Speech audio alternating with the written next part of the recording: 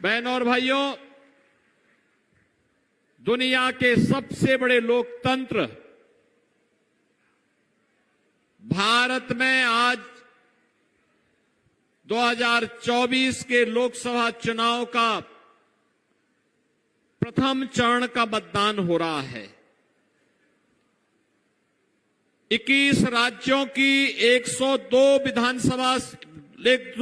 लोकसभा सीटों पर हो रहे ये चुनाव पहले से ही अपने परिणाम के लिए भी निश्चिंत है। बहनों और भाइयों, पूरे देश के अंदर दशकों से लोगों के मन का जो एक भाव था, वह भाव जो यूपी का था, जो बुलंदशहर का था, वही देश का भी था। पूरा देश एक ही भाव के साथ जुड़ा हुआ है कि जो राम को लाए हैं हम उनको लाएंगे। और बहनों और भाइयों, इस भाव के साथ जुड़ा हुआ पूरा भारत एक बार फिर से मोदी सरकार बनाने के लिए संकल्पित है। क्या संकल्प है? फिर एक बार, फिर एक बार, फिर एक बार और अब की बार, अब की बार। बहनों और भाइयों, जो ये माहौल पूरे देश के अंदर है, आज द्वितीय चरण के मतदान के लिए आप सबका आह्वान करने के लिए हम लोग बुलंदशहर में आए हैं। जैसे बुलंदशहर में आप सब निश्चिंत हैं कि कमल खिलेगा, डॉक्टर भोला सिंह फिर से सांसद बनेंगे, ऐसे पूरे देश के अंदर एक निश्चिंतता है कि देश में कमल खिलेगा, मोदी जी फिर से प्रधानमंत्री बनेंगे। इस भाव का आह्वान करने के लिए, अपने कर्तव्यों का निर्वहन करने के लिए मैं आपके पास आया हूं। ये हमारा दायित्व भी है। मोदी जी ने देश को एक नई पहचान दी है, देश को दुनिया के अंदर सम्मान दिलाया है, भारत की सुरक्षा को पुख्ता किया है, आतंकवाद की समस्या का समाधान किया है, नक्सलवाद को पूरी तरह समाप्त कर दिया गया है। और बहनों और भाइयों, यही नहीं,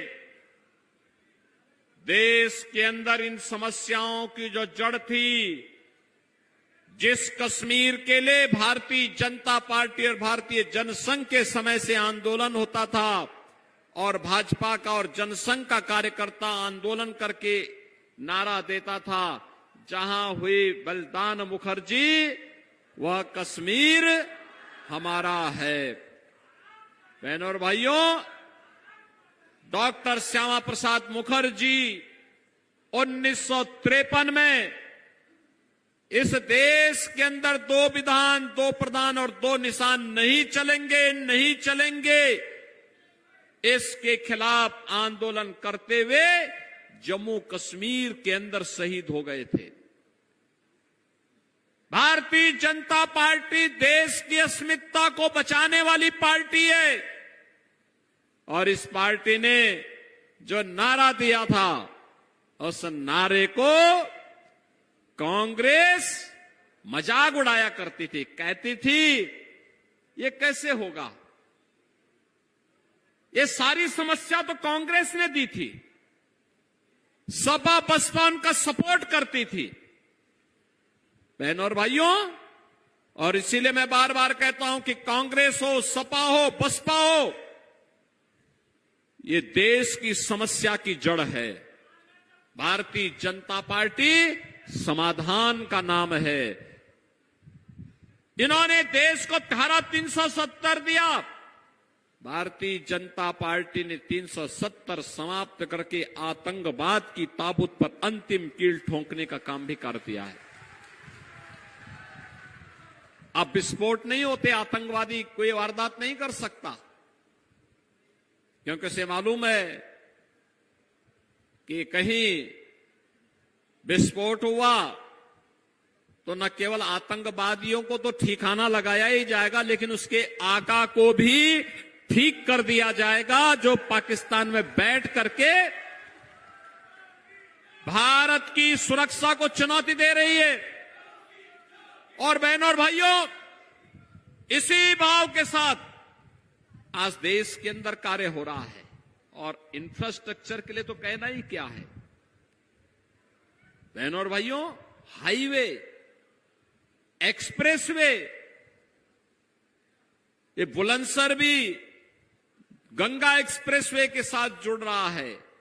और बुलंदशहर से लेकर के प्रयागराज की दूरी मात्र 6 घंटे में एक्सप्रेसवे के बनने के बाद ये दूरी तय हो जाएगी बहनों और भाइयों। और अगले वर्ष महाकुंभ है। महाकुंभ के अवसर पर बुलंदशहर वासी भी जब प्रयागराज में स्नान करने के लिए जाएंगे बहनों और भाइयों, मात्र 6 घंटे में सुबह गए, स्नान किया संगम में और फिर शाम को वापस बुलंदशहर वापस आ गए।